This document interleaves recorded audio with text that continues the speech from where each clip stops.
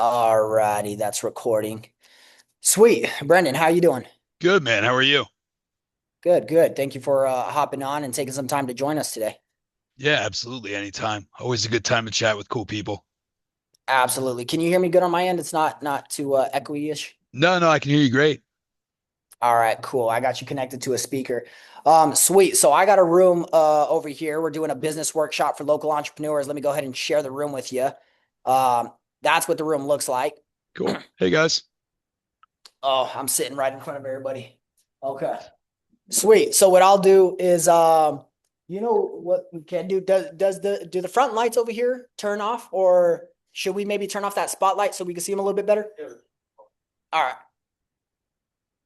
cool. Sweet. Well, thank you for joining. What I'll have you doing everything right now. Our topic for today for this workshop is all about just financial habits, and things that we've learned over the last decade in entrepreneurship and business.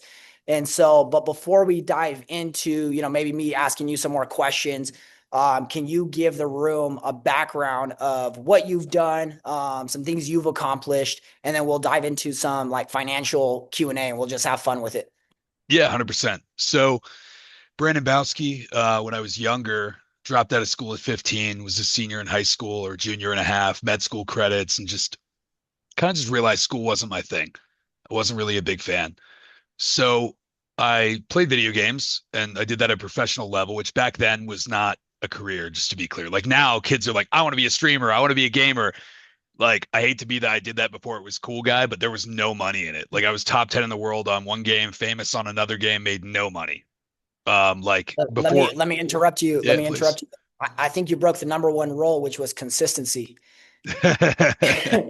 I think if you stayed consistent, you would have had Oh a career. yeah. Oh, 100%. Well, the thing was, there was no light at the end of the tunnel back then. Like now today, you've got all these people that can monetize gaming and audiences. Social media didn't exist. It was like IRC chats, like pre-Discord, right? And there was no real way to monetize. Like there was sports leagues, but they weren't making money. There was nowhere to share that you were good at something. You were just good. And if you knew, you knew. And that didn't really work. So my grandfather got cancer when I was 19. I started DJing and producing music. At that point, I just did not have the work ethic, but I did it for about 5 years, ended up managing a lot of big artists, some of which are still, selling out shows and touring today, which is great. Like seeing all my old friends headline and stuff is really cool, being at the top of their niches. But I kind of got burned by a partner and fizzled out of that. And then my friend came to me with a startup and I was like, let's do it. And we started it and failed miserably. I ended up living in a car and I'd been running a nightclub prior to that. Guy screwed me on pay. Like everything that could have went wrong went wrong. And I fell into sales and I got into the insurance industry kind of accidentally. I was helping people set up call centers and offices and doing all the tech and then doing the sales training. And then I would have no job.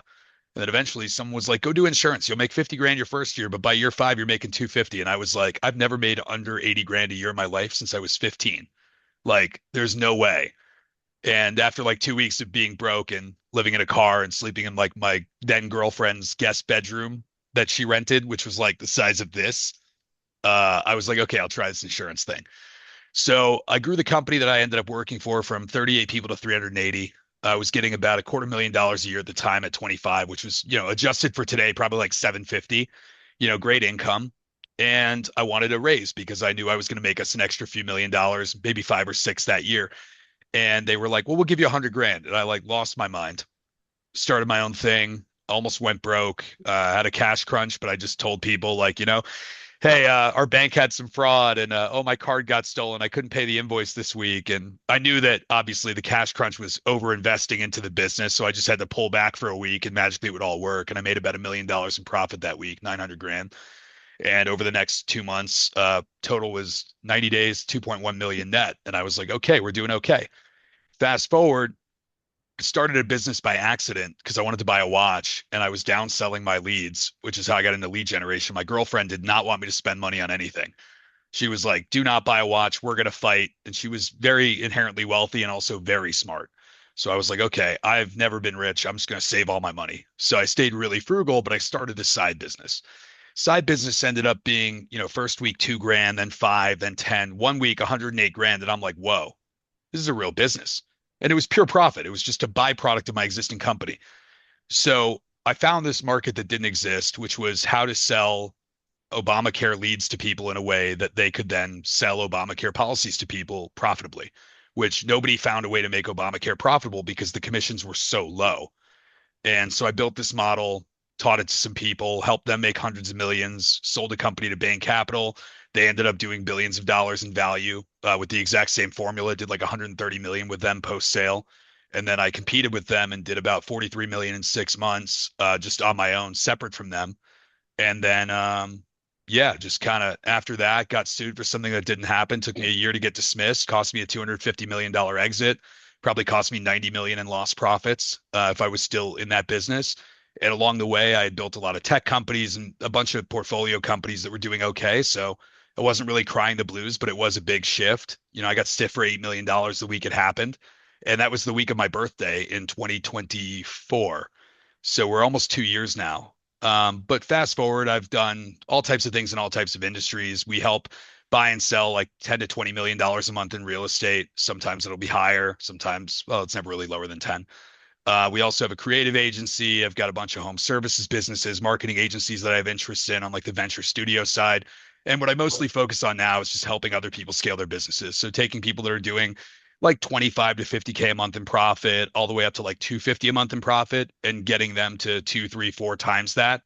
That's kind of like my big passion project. And obviously I do it for money too. And then I just build lots of technology. Like I hired the world's first prompt engineer back in 22. That wasn't a job then. And yeah, I built the first conversational generative AI product for replacing everybody sees the AI receptionist thing. We built the first one of those back in 2022 that was true generative AI.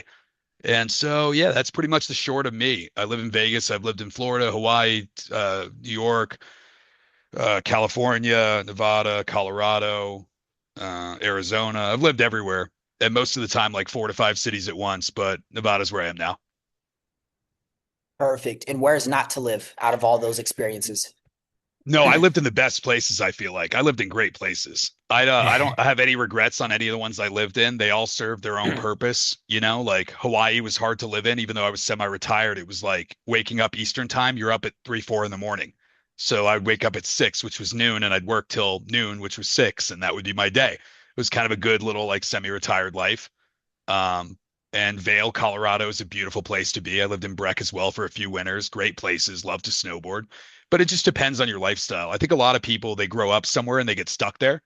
And I grew up in Florida, and every time I go back, I'm like, oh, it's so good to be back. And 6 months later, I'm like, get me out of here. And yeah, I don't know. Absolutely. No. So, okay. So let's go back a little bit towards you starting your kind of first businesses, getting into your first businesses. Take a moment to think of financial bad habits that you had. Okay. And then now, when you're helping these through your venture studio, helping these entrepreneurs build and scale their businesses, what are some financial habits that you're helping them fix immediately in the beginning of those ones? So, what was the mistakes that you fell for, and then what are you now fixing going into businesses currently? So I was fortunate to have really good people in my life. So there's a habit that a lot of people fall into, which I didn't, but I saw happen a lot. Early on when I started businesses and they weren't successful, I didn't really have a lot of risk. I didn't usually have a lot of money to play with. So a lot of it was like me gambling with what little money I had. And if I failed, I still had a job. It was fine. Eventually, though, when I became successful, I saw a lot of other people that were not even at my level of success, but buying exotic cars and renting expensive houses and trying to keep up with everybody else in boats and this and that. And I was fortunate because I had somebody very frugal that I was dating who was like, don't get sucked into that because lifestyle creep is a very real thing. And she didn't call it that because now we call it that. We didn't call it that 10 years ago. But lifestyle creep is a very real thing. And you think that money is only going to keep coming. And eventually you find that it doesn't. And a great example is like when I had that lawsuit happen and lost $8 million week of the sale of my company, all these things fell apart.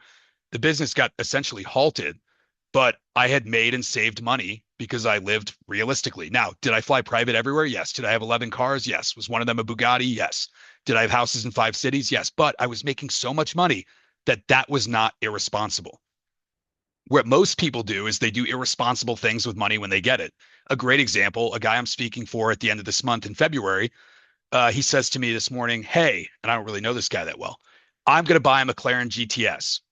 And I was like, okay. And he's like, what's your opinion on that? I was like, I don't even know you. I don't know your financial situation. How can I? So I started asking him important questions like, how much do you have saved? And he says, about 350 in investments. I'm like, okay, so you got about 700 grand. You want a $200,000 car. It's not the best decision. It's not the worst decision, but let me give you some perspective. What is that car going to do for you? He's like, oh, I don't know. I just thought it'd be really cool. And I'm like, well, you're going to lease it. So you're losing $70,000. You're donating it to have the most entry level car of a class so that you can say you have that car. It's like buying the cheapest Rolex you can get, like buying like a women's Rolex as a man, just because it's a little bit cheaper, it's smaller, putting it on your wrist and saying, I have a Rolex. That's the equivalent of what you're doing. You're not going to impress anybody that matters because people that matter know that that is the entry level McLaren. So unless you love the car, I would caution you against it. And he's like, wow, so many other people were telling me, just do it. It'll make you work harder. It'll get you excited. It'll motivate you. I'm like, no, it won't. In 2 weeks, it'll wear off. It's just a toy. You're going to just be like, oh, this is a cool toy after a few months. And then you're going to realize you're paying a ton of money for this toy that has no residual value and is not an asset. And I think that's the mistake a lot of people make when they start making money is they find ways to spend it. Instead of spending money when you make it, only find ways to spend it if it brings you back more money. So, for example, if hiring additional team members can accelerate the growth of your business, that's a good expense as long as you hire right. If you hire wrong, bad expense. But buying a fancy car and throwing your Instagram logo on it and saying, oh, that's a business expense. No, it's not. Nobody cares about your Lamborghini. That doesn't add any value to your life. It's a depreciating asset. And during COVID, yeah, we made money on cars, but outside of that, that was an anomaly. There's no value in wasting money on things. And I can tell you the greatest lesson I've learned is that materialism, I have, don't get me wrong, beautiful house, have cars, have done all the stuff. Materialism is extremely overrated. The most important thing are the experiences that you can curate and have with your friends and family and people you love and care about. Stuff is just stuff. And I've had all the stuff. And if I want any stuff, I could go buy the stuff, but I just choose not to because it's just stuff. So as you become more successful, don't fall into the stuff trap. And whatever somebody else is doing, like it's better to have a friend with a boat than have a boat. You don't want to be the guy with a boat. You got maintenance, you got headaches, people hitting you up to use the boat. You want to be the guy that gets invited onto the boat. Think of it like that with every nice thing in life. It's way better to use somebody else's nice thing than to have the expense of having the nice thing. No, absolutely. I want to go back and touch on something that you said. As far as buying luxuries, one thing that I've learned is leveraging what you owe in taxes to then invest into what you actually, if you want to get that car as the business expense, how have you leveraged taxes to actually get what you want rather than things you need? Sure. So I'm not a CPA and this isn't my legal or tax advice, just to be clear. I'm also not an attorney. What I can say though is that there have been times where I've had the ability to make qualified business expenses at the end of the year that have also been great expenses for me that I've gotten to enjoy in a business context. Like if you truly spend the money making more money in your business, or if you get to the end of the year and you know that you can prepay for something, or you know you're going to have some type of expense that's going to come out in Q1 and you need to escrow for it, or some type of future planned expense. If a CPA advises you that it's something you can do, it can be a good idea. I'm not an expert on any of that stuff. I make a phone call before I make any big expenses. I'm like, hey, is this something I should do? And if it's something I should do, how should I do it? I would advise everybody here to get acquainted with a good CPA that can give you good advice because I am not one. But I do believe that when you get to the end of the year, even the middle of the year, you think about things that you can buy for your business that will make you more money, whether it's equipment. Maybe you get to the end of the year and you're like, you know what? Quarter 1 of next year, I'm going to need a new computer. I should just go buy one now. There's nothing wrong with that. Like you want to try to take advantage of opportunities to spend the money before you have to pay taxes on it because you don't get it back by spending it later. So if you could buy like a piece of equipment for a business that's $200,000 now, but it would make you a little bit lighter on cash. However, you know you're going to need it in a month and you're in December, it's a good idea to buy that now because you're saving yourself, if it's a $200,000 piece of equipment, effectively 80%, assuming you're in the top tax bracket, not even factoring state taxes. So that's kind of my best advice. I'm not an attorney. I'm not a CPA. This isn't tax or legal advice, but find intelligent times to spend money intelligently for your business, especially if you know it's fueling growth. I'm not the guy who tells you go try to find a 6,000-pound vehicle and say it's a write-off because you get audited. That's going to be really fun to explain. Oh, no, you don't understand. It's 6,000 pounds. They're going to be like, oh, it's for business uses. Oh, that's cool. You posted it on your Instagram at dinner. Oh, that's for business. Really? Is that an ordinary business expense? You're going to get eaten alive. So I would say don't fall into the trap of like the social media gurus telling you how to spend money. Talk to a professional and make an informed decision. So with what businesses with your venture studio, what industries are you focused on? Mostly service based, either marketing or some type of marketing adjacent agency or home services. That's what I Okay. like home services because it's not only recession proof, people are always going to need home services. But I called back in 2020 before the AI boom, like this is the thing that will outlast everything. When we were on the Clubhouse days with like 500, 1,000 people on calls, I would be like home services, home services, home services. It's the greatest thing. It's great because people don't want to go get skilled trade jobs. They don't want to. And if you can be one of those people that's willing to do it and then build a team around you of people that are willing to do it, that don't hate their lives and compensate them a little bit better than everyone else, they're not going to go anywhere.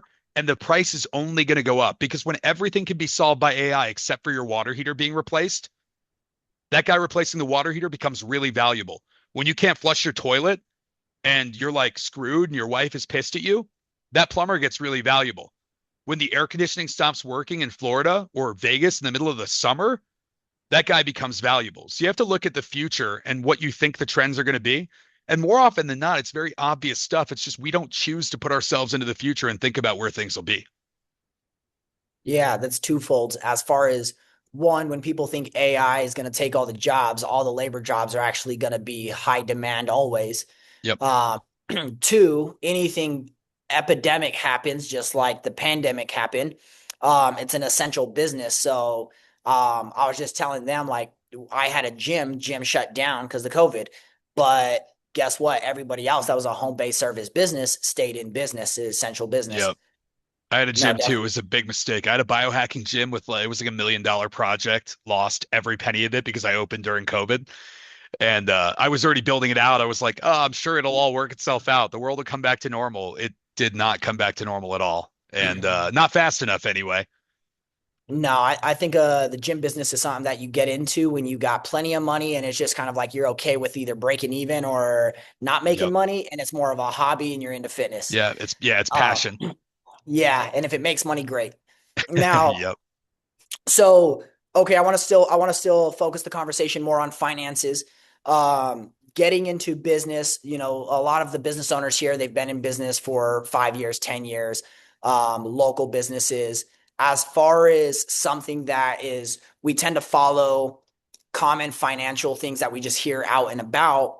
What's something that you've heard, going through scaling your businesses or being in rooms with other millionaires, other billionaires in the room that are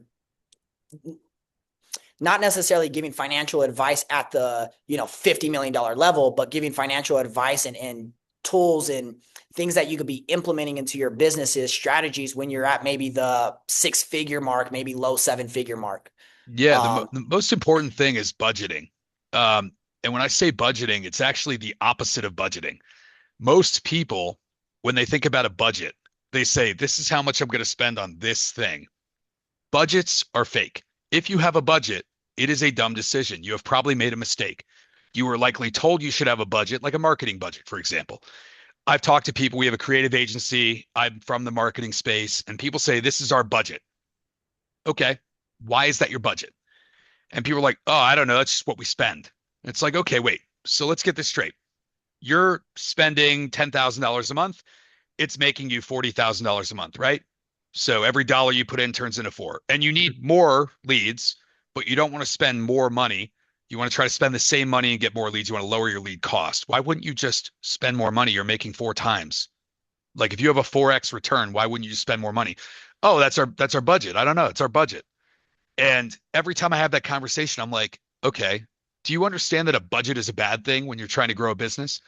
Because once you've proven that something works, like you can have a budget for testing, for trying stuff, but once you've proven that something works and you know definitively that it does work, there doesn't need to be a budget anymore. There should never be a budget. The budget should be give me as much as I can get and let me make as much as I can to grow my business. So for example, if you're in that position where you spend 10 grand and you make 25, it's like, okay, cool. If I could do that forever and I've got the ability to hire more people and on that 25, I'm netting 10, So let's just say the total cost between marketing and service is 15 and I'm making 10. I'm in a good place. I'm making 10 on every 25 grand that comes in. I need to figure out how to, instead of spend 10, I need to spend 50. Because now, if instead of spending 10, I spend 50, I'm going to make $50,000 instead of making $10,000. I know that sounds really silly, but a lot of us get into a mindset of this is what I'm going to spend on that without thinking that if there's a return, why wouldn't we scale to infinity? Why wouldn't we make another hire? Why wouldn't we take over another territory or open up and expand? Why wouldn't we add an additional business unit? Why wouldn't we say, hey, we're doing HVAC. Why don't we do plumbing too? Because water heaters are a common demand. And once you get in there, you can sell them on the maintenance service for the AC. Why wouldn't we do those things? Why wouldn't we take our pool cleaning business and start up a house cleaning business right alongside it? Because we already have the clientele and now we just make double the money. A lot of people just don't care to think that way because they've never bothered to. It's not like they're doing anything wrong. It's just this is how they were taught to do things, and it was have a budget. But I'm not a big Dave Ramsey fan. I think Dave Ramsey's kind of a schmuck. I don't think that having a budget is always the best plan. I think having a plan is the best thing to do, and then letting the plan create an infinite budget as long as you're doing a good job, because that's how you grow. Imagine that I said when my company was doing $1.5 million in profit a year and 5.5 gross, if I said, we're only going to sell 1,000 leads a week because that's all I can generate with our budget. And the clients came back to me and said, well, we need more leads. And I said to them, no, no, no, guys, this is our budget. I never would have done 100 million in a year. Never would have happened because I would have said, no, no, no, that's our budget. It makes no sense. Now, what you don't want to do is overinvest without having a guaranteed or at least proven process where you know that I put this money out, it comes back. So early on, be very careful with your money. But once you've got a proven process, continue to dump it in because it's like putting it in a slot machine you know is going to win. Alrighty, one second. All right. So I hope you guys got value. I was listening to that and pulled some things. Um, how about think of employment, okay? And this is something I did, and I got my own perspective on it, but I won't. You know what? I'll actually share mine and bounce off of mine when it comes to employment. So I also think there's two things involved with bringing people onto the team. One that when it comes to mind is when I'm bringing somebody onto the team. For me in my position, is how risky are you as an entrepreneur to actually keep investing into that employee when things get tight, and are they needed? Uh, and two, maybe investing into an A player. I would invest into A players early because if this A player wants $120,000, but I don't got 120,000, maybe I'm making 80,000, but I'm willing to invest 120 because I know that A player is going to make me $1 million that year. So I'm risk, I have a high risk tolerance. Plus I could bet on A players rather than hiring where I've also been in the position where I've hired and I brought in D players. And because I had a budget, right? Going back to the budget. Oh, my budget's $3,000 a month. So I'm gonna hire this D player that can basically just do the basics and, has that employee mindset. Um, so thinking about employance and building your team and surrounding, the right people and bringing the right people into your business. What's your perspective and your experience around that when it comes to investing into those people? Yeah, so I've hired over 7,000 people in my career, and I've always had really good teams and really good culture. I've only made a few bad hires, and usually it was because of other people telling me this is a good guy to hire and me just trusting it. But never has it ever been a catastrophic event. It's just been like, I shouldn't have hired that guy. That was kind of a waste. What I will say about hiring is a sale. If you have a real business, you hiring somebody, it should be a sale. You shouldn't be posting a Craigslist ad or an Indeed ad and like on Craigslist, they just see here's a job for customer service and it's like here's your 10 tasks. Because the people that are going to apply to that are going to be very unmotivated. They're just going to be like, oh, I'm going to do these tasks. I'm going to get a paycheck and go home. Instead, you should be looking to bring people in that genuinely want whatever it is you can give them. So when I'm hiring, yes, it's a sale, but I can sell most people on most things. I don't want to sell the wrong guy on a job. I want to learn about them. I want to sell them on my company. And then as soon as they're sold on the job, I want to have them sell me on them. So, like, hey, what are your goals? What do you like to do for fun? What are your dreams? What would you like? What would be a perfect scenario with this job? That person might say, oh, I don't know. I just was looking for a job and I saw you were hiring. Or the person might say, yeah, I'm really looking for a company I can grow with. Like growth is important to me. If there's no upward mobility, this might not be a fit. Like that's the guy you want to hire because those are lifers. Another hot take, degrees. How many people, show of hands, have a college degree in that room? Okay, so good amount of the room. Can everybody tell me, show of hands, when you went to college in that moment, aside from like the friends and the social stuff, did it kind of suck to show up and do things you necessarily didn't want to do every day? Show of hands. Okay, I got the head nods. That's good. College degrees are very important for jobs where you want somebody to be there long term. They're not important for entrepreneurial type roles. They're not important for business development. They're not important for sales. But if you have somebody that's in operations, in admin, or doing any type of back end work that you need to be happy with, kind of just something, like in sales, you can make your own income and a lot of opportunities, right? In like an entrepreneurial business development role, you have the ability to kind of create your own income. Like you have a base, but then you've got real opportunity and real upside to kind of be a partner without equity. They have to really like help you to build the business and they have to get invested in care. People that have college degrees have demonstrated, I had a video about this recently. People that have college degrees have demonstrated that they will sit there for 4 to 8 years and do something they don't necessarily want to do every day because they're willing to commit. You want commitment out of people, but you want the right people to commit. And the most important thing is making sure that you can help them achieve their goals. A lot of the time, we don't care about their goals when we're hiring. And it's the biggest mistake. And I say we as entrepreneurs, business owners, we don't care about their goals. We care about getting the job filled. So I would challenge you to care about their goals and make sure that you can help them achieve them because if you can't, they're not going to be there forever. And even if that person is an A player and it's going to be amazing, they're eventually going to leave and it's going to leave a bigger void because you're hiring one person. If you're hiring an expendable role where you don't care if they leave and it doesn't matter, okay, disregard. But if you're trying to build something real and you want real people on the team, you have to care about their goals and you have to see a clear path to helping them get there. And if you can't, you have to be upfront like, hey, look, you want to make $1 million a year.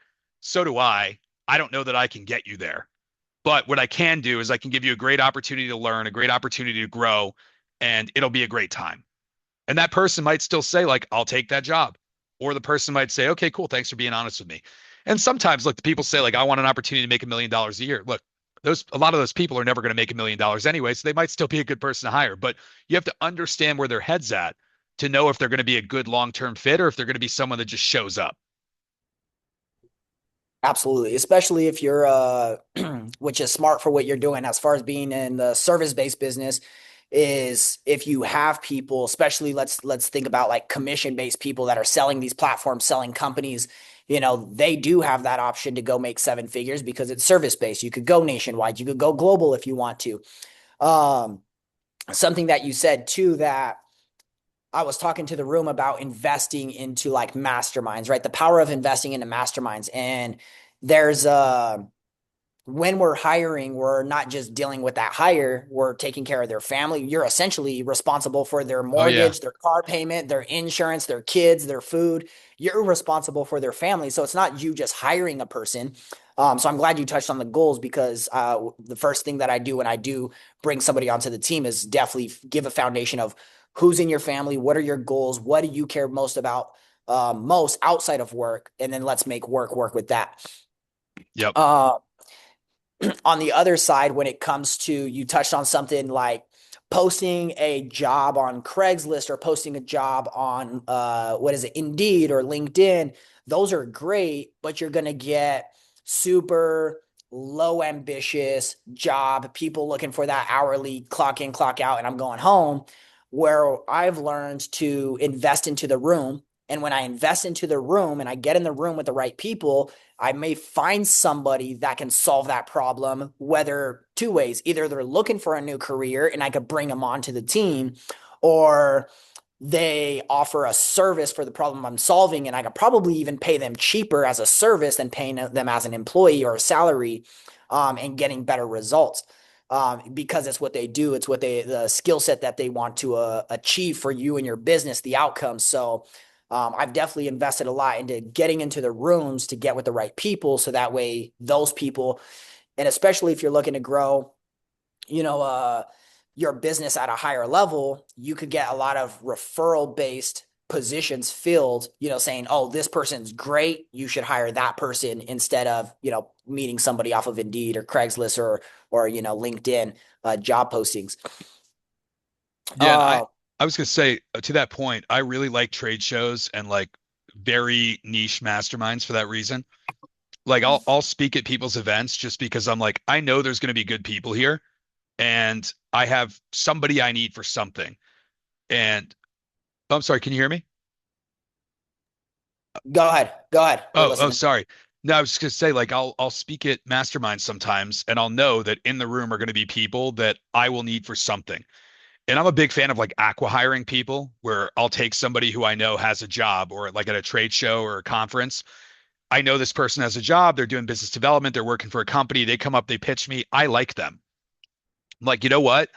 I really like you. Let's keep in touch. And then I talk to them again. I talk to them again. And if I really like the person and I think they're capable, I'll try to steal them all day because I know that that person would be a great asset because I see the work they're doing for somebody else. Like anytime you get to see somebody's work product, it's like try before you buy. It's like knowing what the food is going to taste like before it gets to you at the table. Like, oh, wow, yeah, I definitely want that. Oh, I probably wouldn't have ordered that. And that's what happens when you hire people blind off of things like Indeed and Craigslist.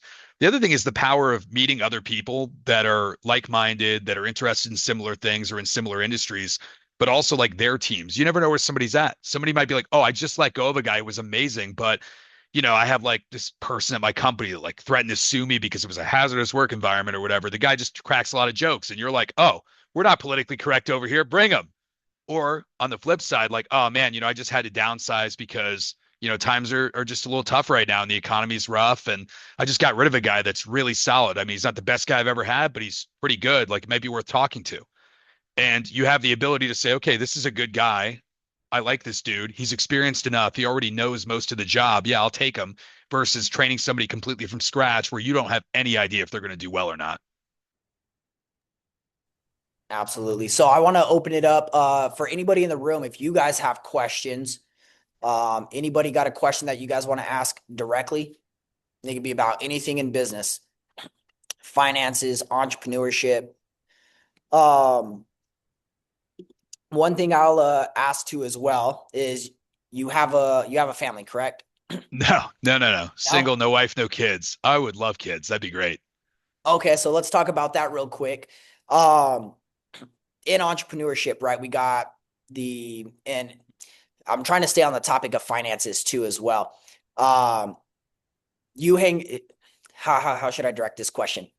Okay, so it's a lot different hanging out with entrepreneurs that do have families, that do have kids, that do have wives, spouses, and everything. And then you got your entrepreneurs that are like yourself, you're single, you go out and about. How do you see the financial difference with those two? Because I definitely, have experienced, the curfews with those with the families, and then you're single, you can fly all over, you can move whenever you want, which is a great freedom, to just pick a new city and move.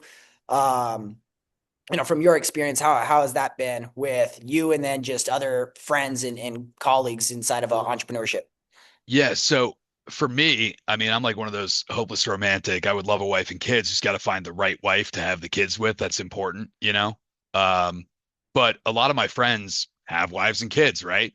And they're great people, and I love them to death, and I get to see them when I see them. They have a lot more structure. Like I was on the phone with right before I got on this call with you guys, I was talking and catching up with a friend that's in Orange County who I've known since he was making like a few hundred grand a year. Now he's doing a few $1 million a year. And great guy, right? Awesome guy. Had a great conversation. He's having his second kid.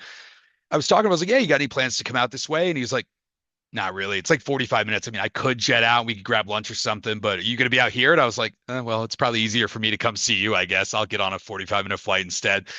But the structure that people have and the limitations that people have with a family, it's a cost, right? You have this amazing amount of fulfill in a healthy relationship, amazing amount of fulfillment and this joy that you get. And when you get done doing the work, you know what you worked hard for because you're looking at it, right? And I get that and I love that. Those people that have families, they work very hard to maintain what it is they have and hopefully grow from there. People that don't have anything to lose or don't really have anybody to, necessarily be accountable to, like I've always taken care of my entire family, my mother, my grandparents, my siblings, all of them have had the most blessed life in the world the past decade. But most if I didn't have them and they weren't so expensive, which they are, it's like having like five families, but I would have so much more freedom, or I would have had early on in life so much more freedom. And I kind of still like, obviously take care of them, help them, whatever, but I've reached a point where I can kind of do whatever. A lot of people, I think, when you have a family, it's important to think about the financial future of the family and not just yourself. And I think everybody would agree with that. When it's just you, you know, it's easier to spend money. And if anybody in the room is single, I would caution you to save that money because eventually, if you did want to have a family or you do meet somebody you want to be with, you would want to try to accrue as much wealth for that family to have what it wants so that your family has more optionality and more freedom. If you already have a family, obviously you're thinking, how do I give a better life to my family progressively over time? And if the goal is to give them a better life, usually the majority of that, assuming everything's healthy in the household, just comes down to how much money you make, really. Like, can I put them in a better school? Can I get a better car? Can I give them more toys? Like that's kind of the barometer. So if the goal is how do I get there, it's usually by investing time into the business and then also making smart financial decisions to scale it. Like sometimes in order to scale your business, you have to take a step back to focus on the bigger picture. And I think a lot of people get stuck in the six-figure range because they are doing the stuff. And they're afraid that, like, oh, if I stop doing it and hire somebody, when I hire that person, I won't have enough left over to be able to continue to live the life that I'm living now. How long might it take to grow? And that's where you have to get really logical and really pragmatic with your finances and say, okay, if I hire this person and I put this money into marketing or this type of expansion effort, it should return this type of return. And you get really creative and really clever with how you hire. And as long as that happens in a reasonable time horizon, you've got more time freedom to either focus on your family or focus on your business. And the business is still going to continue to make money. A lot of people that I talk to that are in like the 200, $300,000 a year range, their biggest problem is they're the ones doing it all. And I have to tell them, like, if you can manage to take a step back and bring somebody in so you can focus on bigger picture of the next thing. Like the guy I was on the phone with before I got on this call, he's making a few $1 million a year, net take home, all that stuff, but business is a bit slow. The economy's a bit rough. And he was like, yeah, we're still doing $500,000 a month, but we were doing $1 million a month. So, I've gotten to the place where I've hired all the people and I've been able to take time and spend with my wife and we're having our second kid. But it really has given me the freedom to think about the next thing. And a lot of people get trapped, unable to think about the next thing because they're so consumed with what if something goes wrong now? But sometimes what you have to do is separate yourself, get third party or, third person visibility and just say like, okay, what could go on here that could do better? What could go wrong that can make this worse? And then is there something else that I want to do? Because ultimately, like if you're doing something that you're tired of doing or you find unfulfilling for the sake of money, you're eventually going to be unhappy and that's going to spill over into your personal life. So it's good to take an assessment every few months, every 6 months, every year, whatever, and say like, am I still happy with what I'm doing? Is this still like what I want to do? And if the answer is yes, amazing. How can I do it better? How can I make more money? How can I make more impact? What can I do to continue to operate and be happy, but also have more success? So I have two questions. I'm going to ask both of them so I don't forget because they're top of mind. And if I forget them, you guys help me remember.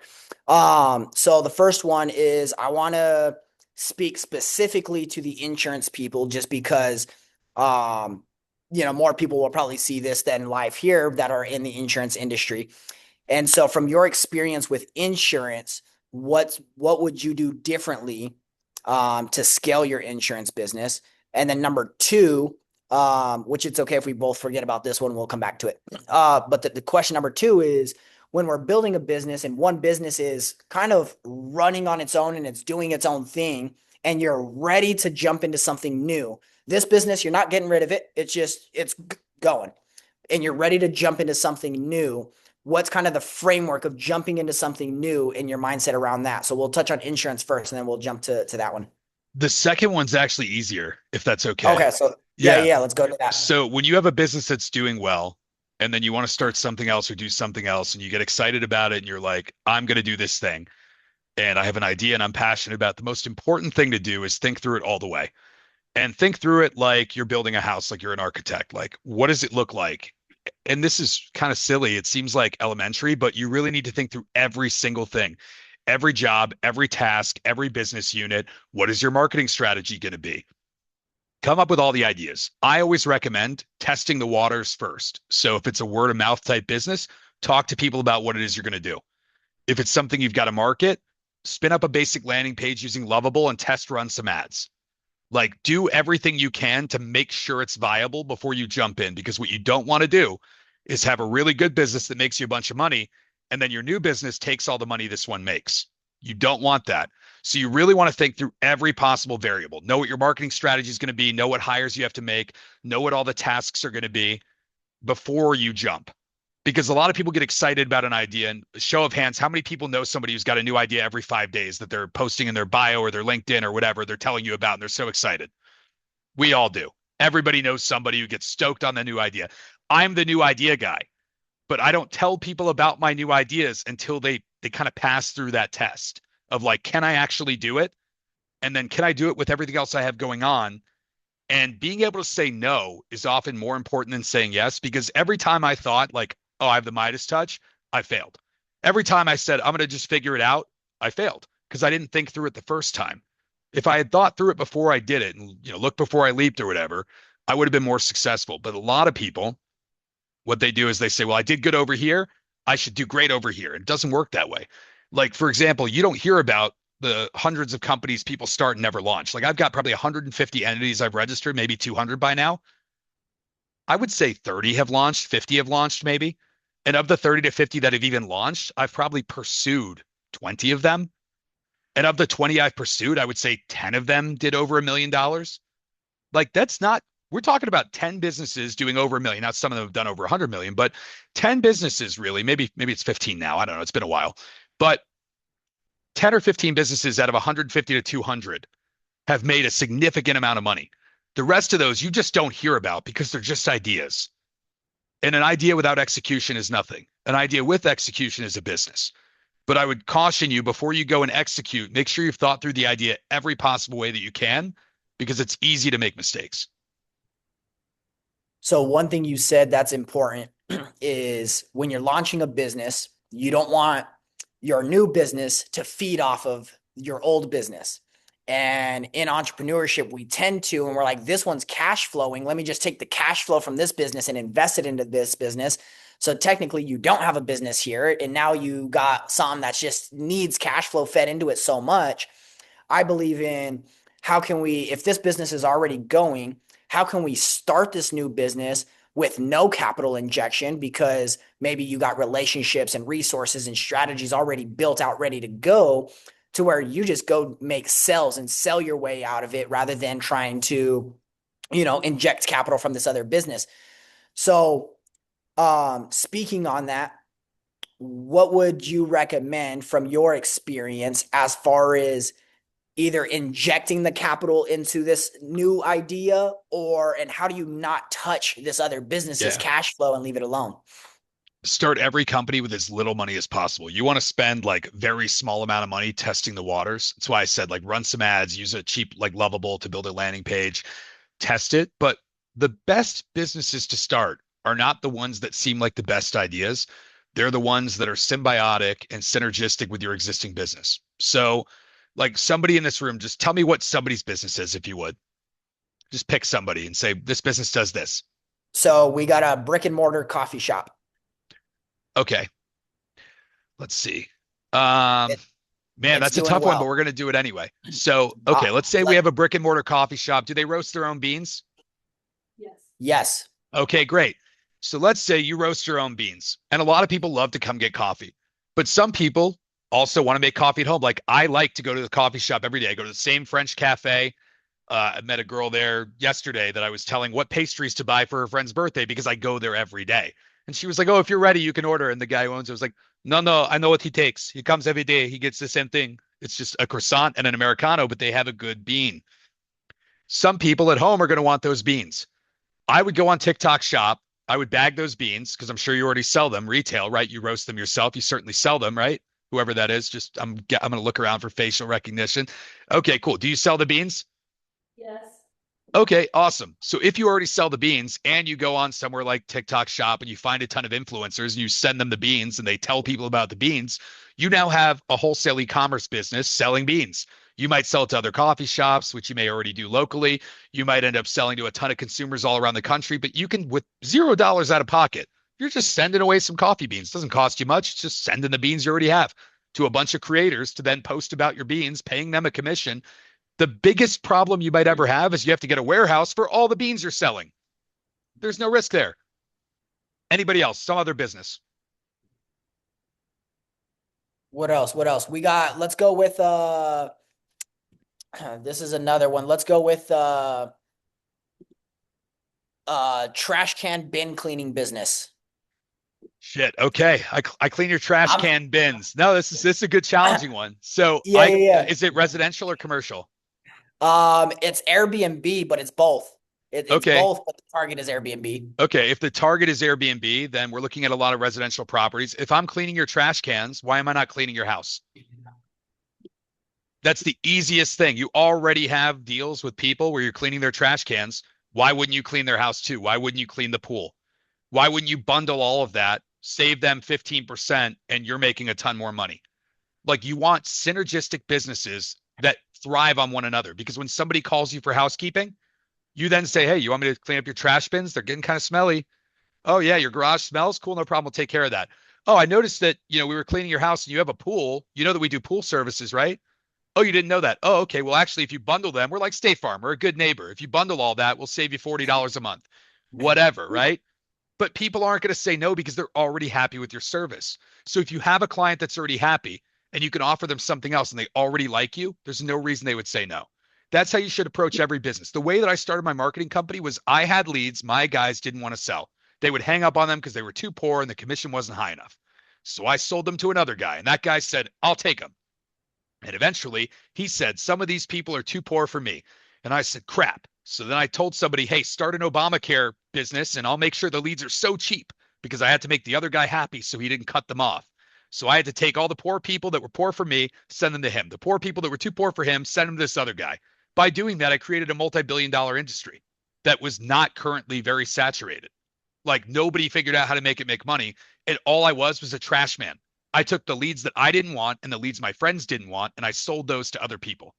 That was the business. That's how I made hundreds of millions of dollars. It was totally accident, just literally me being the trash man. So anytime you have a business, before you start something over in left field, might be a great idea. Think of what you can do with what you already have. Very true. Do we have any service-based businesses? Anybody got a service-based business in here? What is it?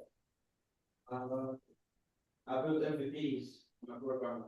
Okay, a programmer. He builds MVPs. Okay, cool. So if you're building MVPs, you could also build websites. You can do design work. Like for example, I know a guy who's got a design firm. This dude charges like $20,000 to $50,000 for design in a website. That's crazy. But he's done like Cal.ai, like big brands. He's done some of my tech products, and I like the guy. Do I think that I could do it for cheaper? Yeah, but do I have the extra resources? No, I want to hire somebody who's really good at design and really good at UX, so I hire him. That guy also afterwards, after we started working together, was like, yeah, I think I'm going to get in this development space and start building more of the stuff and doing less of the design work. And now he's full service. He's like, hey, you want us to just do the design? We'll do the design. But also, if you want us to build it for you, we'll build it for you. And I think that adding on every layer of adjacent business is the best way to one, increase enterprise value, two, increase cash flow because there's no marketing cost. You already have the client. And three, make your business more resilient because if something goes wrong in one department, like I'll give you a great example. A venture studio company that we were looking at, it's an SEO firm. Well, SEO is really not the hottest thing right now because AI is just crushing. So you have these SEO guys that are essentially becoming dinosaurs. It's like Toys R Us in the wake of Amazon. These SEO guys are not having a good time. And there were two of them that have SEO in their repertoire. One of them, SEO is their primary service. The other guy, SEO is a secondary service, ads management is a primary service. You can take a guess on which company I find more valuable. Like I look at the guy who's got some SEO and I say, hey, we're going to get away from that, but we're going to scale the other stuff. The SEO guy If I was to work with him, I'd be like, dude, we got to immediately inject every service we can. You're on borrowed time. AI can do 92% of SEO right now. I've already built, test apps that do it. Like, we got to get you out of there. So if I touch that guy's business, I got to be able to re-engage all those people and say, okay, we got to do something else. Like, let's do your paid ads. Let's do social media management. Let's do content curation. Let's do something. It's just very important that it always makes sense and doesn't cost you money to test the new thing because it's what you know already. If you tell me, like, I'm a programmer and I say, okay, cool, would you like to run paid ads? If you've never run paid ads at scale and we're in a room and I've done $500,000 in a day in media spend and you've never touched $500,000 in your life in media spend, who's going to do better? But if I've never built an app, because I haven't, I've hired developers. I'm not a programmer. I'm not an engineer, but I have an idea. I'm an idea guy. But if I sit in a room with you and you say, well, who's going to do better? It's going to be you every time. Now, if you said the same thing between the two of us and you said, well, who's going to build a better landing page? Who's going to build a better website? The answer is still going to be you because I'm not a developer. I might have an idea for better copy, but I can't execute the thing. So stick to the things that you're very good at and then just web out into the next adjacent skill or service, and you'll constantly make more money. Sorry for the long-winded stuff. I like to give added context. No, that works. That's actually good. Let's finish off with this. Anybody got any questions though before I finish off with anything? Any questions? Go ahead. We got two. I'm telling you, if you had any of your business have to be boots on the ground, but with service-based business like I do, like I write custom software for businesses, I just don't want to hand over any part of the, especially the technical part of the business to somebody else to deliver, because I'm thinking they might not do it right, it might not be the way I want. So I'm thinking if I'm going to go big at some point, I will have to give up parts of it. If you've done something similar, like how do you go about that? Like, is there a point, is that an inflection point? I've got to that point, give up and can you hear him good? Yeah, I didn't hear the first half, but I know what he said by the second half. So delegation is the scariest thing ever when you're the guy doing it. When you're the guy doing the job, to delegate that to somebody else, it's like putting your kid, because the business is like an organism almost.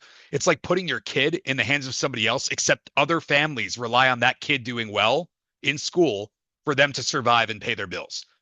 It's like if the whole village in a third world country bet on this one kid and the one kid was your business and you have to hand it to somebody else and be like, please don't let it get hurt and mess anything up.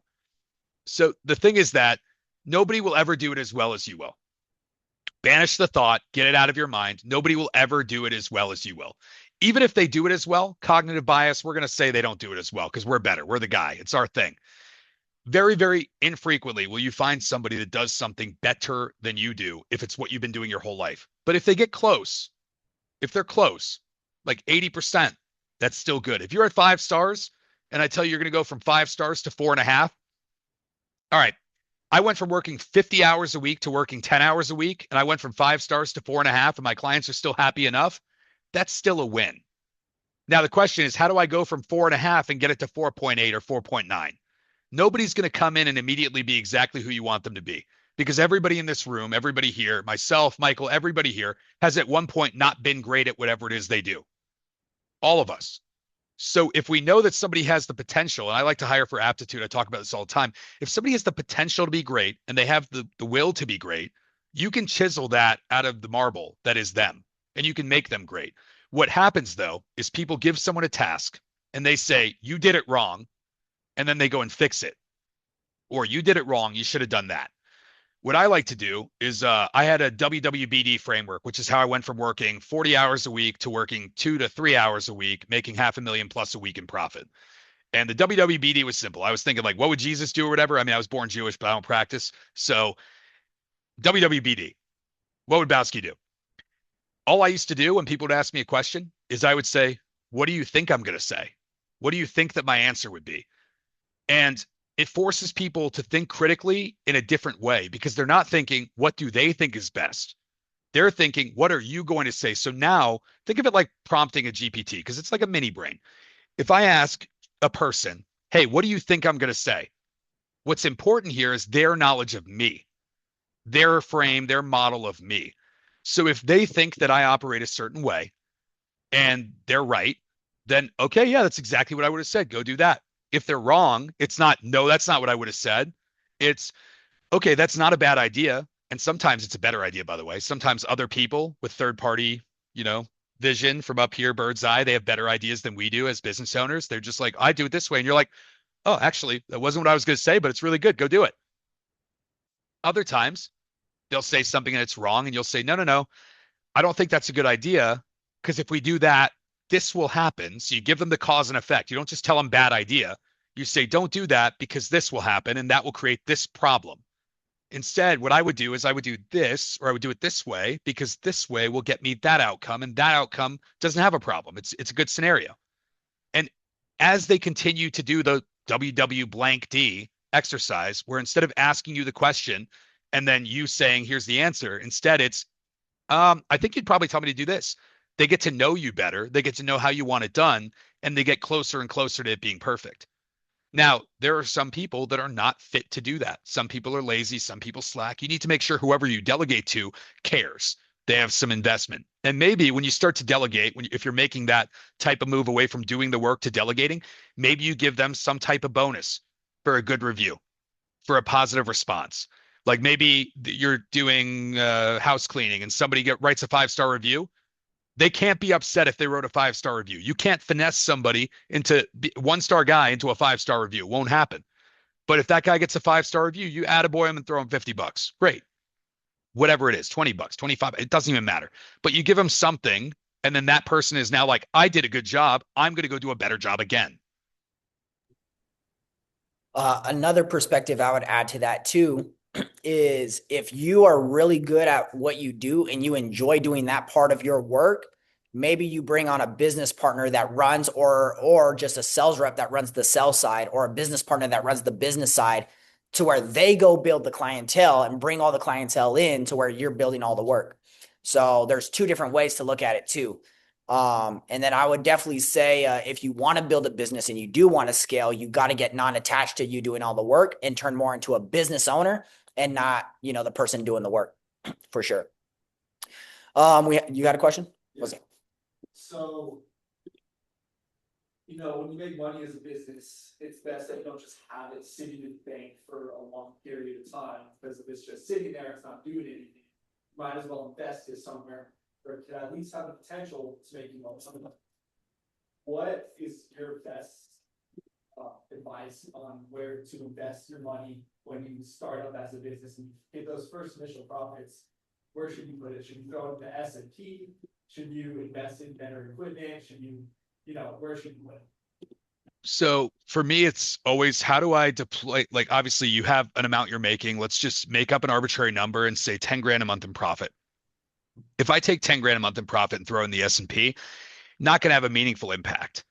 It really isn't. Like, maybe I'll make $700 in a year off that 10 grand. But if I take that 10 grand and I reinvest it into growth, maybe I make a hire and I spend some more money on marketing.